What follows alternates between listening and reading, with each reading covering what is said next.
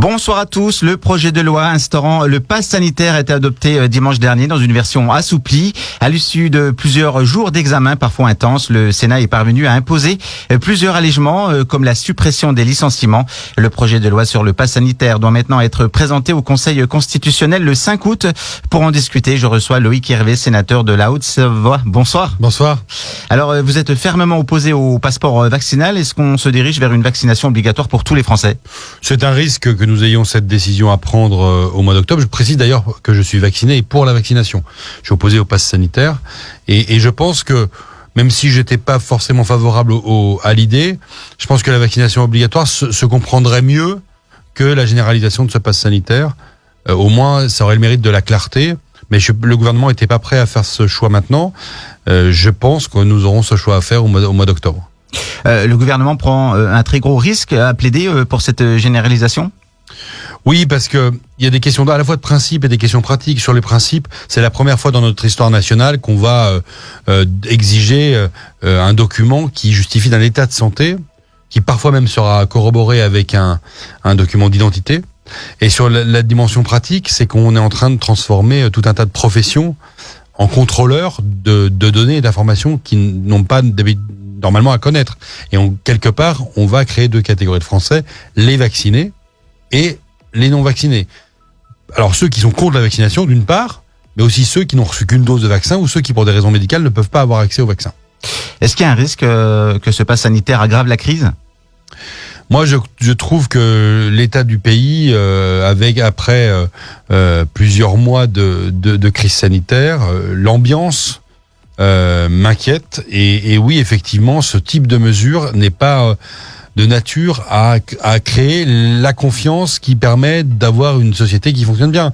Moi, je suis très attaché à la responsabilité individuelle, je suis très attaché au comportement citoyen. C'est d'ailleurs pour ça que je suis vacciné, c'est pour ça que je suis pour la vaccination.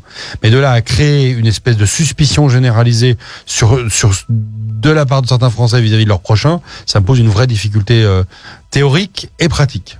Les sénateurs ont demandé des garanties financières pour les entreprises touchées par le pass sanitaire ? Oui, parce qu'on voit dès la mise en place de ce pass sanitaire, ou avec le décret qui a été pris il y a quelques jours maintenant, que la fréquentation s'effondre dans les parcs d'attractions, dans un certain nombre de lieux, et on verra la même chose avec la restauration dès le milieu du mois d'août. Donc il y a une vraie nécessité d'accompagner cette décision que je n'approuve pas par des mesures économiques. De nouvelles manifestations sont prévues contre la mise en place du pass sanitaire. La semaine dernière, plus de 6000 personnes dans les rues du département. Cela vous inquiète ?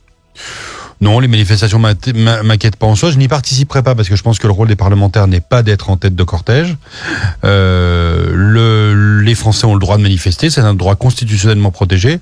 Et je tiens à vous dire que je ne partage pas certains excès. Le port de l'étoile jaune est juste une horreur. De pouvoir comparer les deux, ça n'a aucun sens. Et puis certaines attaques contre le président de la République, contre certains élus, on a le droit d'être pour le pass sanitaire. Moi, je suis contre, mais on a le droit d'être pour. Et on a le droit d'être pour la vaccination obligatoire. Moi, je suis pas forcément sur cette ligne-là. Mais je pense que dans notre pays, il faut qu'on respecte la démocratie. Et ben la démocratie, ça, c'est le droit de manifester, mais il faut pas non plus que cela se traduise par des excès. Il y a des élus qui vous soutiennent, qui sont ça se passe comment sur le terrain en Haute-Savoie notamment ? Alors, il y a beaucoup d'élus qui sont sensibles aux conséquences de la mise en place du pass sanitaire, et puis il y a des élus qui pensaient à peu près comme moi, c'est-à-dire qui pensent que sur le plan des libertés publiques, ça pose des difficultés. Donc j'ai beaucoup d'échanges plutôt privés avec les élus. C'est sûr que c'est un sujet qui clive.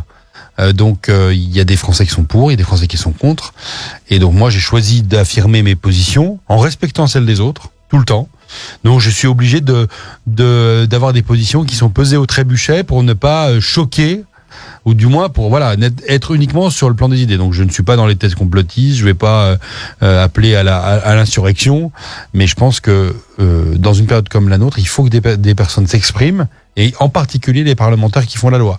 Étant membre de la commission des lois, membre de la CNIL, c'est des sujets que je connais bien, et malheureusement je sais trop quels sont les risques et les risques vers la société de contrôle social. Alors je vais dire la société à la chinoise, pas forcément, mais société dans laquelle le contrôle social des citoyens par d'autres citoyens ou par l'autorité publique se généralise. Et ça me préoccupe énormément. On le disait, donc vous êtes contre le pass sanitaire, mais vous êtes vacciné. Et pour la vaccination, alors plusieurs personnes hésitent encore à se faire vacciner. Comment les convaincre? Les premières personnes qui doivent se faire vacciner vraiment rapidement, c'est les personnes porteuses de comorbidité et les personnes âgées. Là, on a vraiment un problème en France, c'est que il reste encore un nombre non négligeable de personnes dans cette catégorie qui doivent être vaccinés rapidement.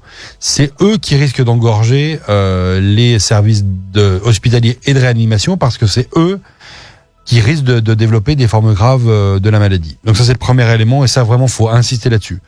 Et puis ensuite, il y a la population générale pour limiter la propagation du virus. Et donc, moi, j'encourage les Français qui ne l'ont pas fait à se faire vacciner. Les Français se méfient de plus en plus des vaccins. Que répondez-vous aux personnes qui disent que l'efficacité des vaccins n'est pas concluante, voire dangereuse? Alors, je suis pas du tout sur ces théories-là. Je pense que dans l'histoire de l'humanité, depuis Pasteur, la vaccination a apporté plus de bienfaits que de méfaits.